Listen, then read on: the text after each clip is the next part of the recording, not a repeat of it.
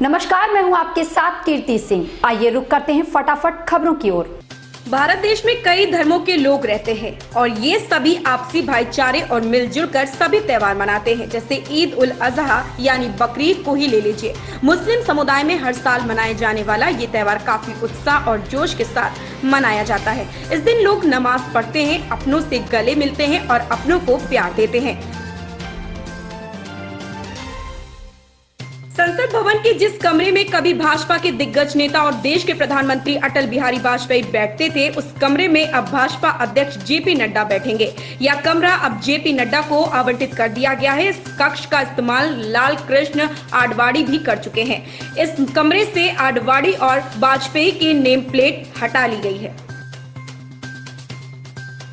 नगर निगम वाले 17 शहरों समेत प्रदेश के 217 शहरों में लोगों को मुफ्त वाईफाई की सुविधा दी जाएगी। इसके लिए नगर विकास विभाग ने नगर आयुक्तों व अधिशासी अधिकारियों को दिशा निर्देश जारी किए हैं। इनमें बड़े शहरों में 2 स्थानों पर व छोटे शहरों में 1 स्थान पर मुफ्त वाईफाई की सुविधा की व्यवस्था करने को कहा गया है। देश में कोरोना महामारी की दूसरी लहर की रफ्तार धीमी पड़ने के बाद एक बार गति पकड़ती नजर आ रही। तीसरी लहर की आशंका के बीच देश में एक बार फिर दैनिक कोविड मामलों में बढ़ोतरी दर्ज की जा रही। देश में पिछले 24 घंटे में 42,123 नए मामले कोरोना के मिले हैं और 3,998 लोगों की मौत हो गई है। देश में बीते दिन हुई मौतें पिछले 39 दिनों में सबसे ज्यादा है। इससे पहले 11 जून को 3,996 लोगों की मौत हुई थी।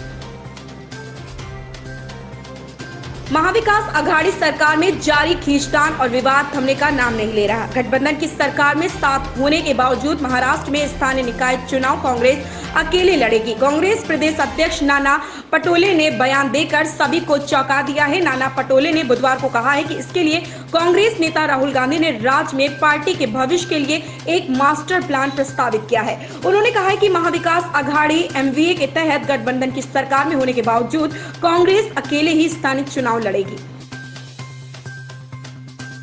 यूपी में राष्ट्रीय पारिवारिक लाभ योजना भ्रष्टाचार का केंद्र बन गई है। एक के बाद एक बड़े घपले सामने आ रहे हैं। अब लखनऊ के ही 2 गांवों में 29 फर्जी लाभार्थी मिले हैं। इनमें से 21 महिलाओं के पतियों के जीवित होते हुए भी उन्हें मृत दिखा दिया गया, ताकि योजना के तहत प्रति लाभार्थी मिलने वाले 30,000 रुपए की बंदरबाट किया जा सके।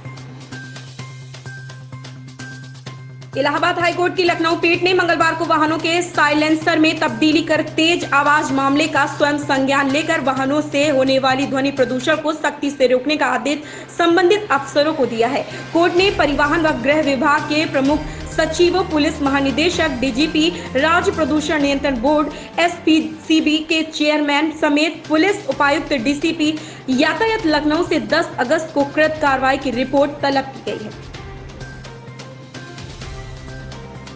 बागपत जनपद में 2 दिनों से लगातार हो रही बारिश से दिल्ली सहारनपुर हाईवे की घटिया गुणवत्ता मंगलवार देर रात सामने आ गई है। हाईवे जगह जगह से धंस गया है। कोई बड़ा हादसा न होने के इसके लिए एनएचएआई के स्टाफ को हाईवे की एक साइड यातायात रोकना पड़ा। मौके पर पहुंची पुलिस ने ट्रैफिक को हाईवे की दूसरी साइड डाइवर्ट कराया है। इसके चलते वाहन चालकों को मुश्किलों का सामना करना पड़ रहा है। पेगासस जासूसी कांड को लेकर मचे हंगामे पर मुख्यमंत्री योगी आदित्यनाथ ने कहा कि विपक्ष अंतर्राष्ट्रीय साजिश का शिकार है और देश की छवि खराब करने की कोशिश कर रहा है। विपक्षी दलों के द्वारा देश के अंदर जिस प्रकार का माहौल बनाने का प्रयास हो रहा है, वह उनकी कृत्रिम भावना का परिचायक है। कांग्रेस सरकार में रहते हुए जिस प्रकार की हरकतें करती रही हैं, आज विपक्ष में रहकर उन्हीं मंसूबों के अनुसार आगे बढ़ रहे। उन्होंने कहा कि विपक्ष का मंसूबा पूरा नहीं होगा। रक्षा मंत्री राजनाथ सिंह ने बुधवार को लखनऊ भाजपा नेता स्वर्गीय लालजी टंडन की 12.5 फीट की कांस्य प्रतिमा का लोकार्पण किया। इसके मौके पर मुख्यमंत्री योगी आदित्यनाथ, उप मुख्यमंत्री डॉक्टर दिनेश शर्मा, महापौर संयुक्ता भाटिया सहित कई लोग मौजूद रहे। इन खबरों में बस इतना ही। धन्यवाद।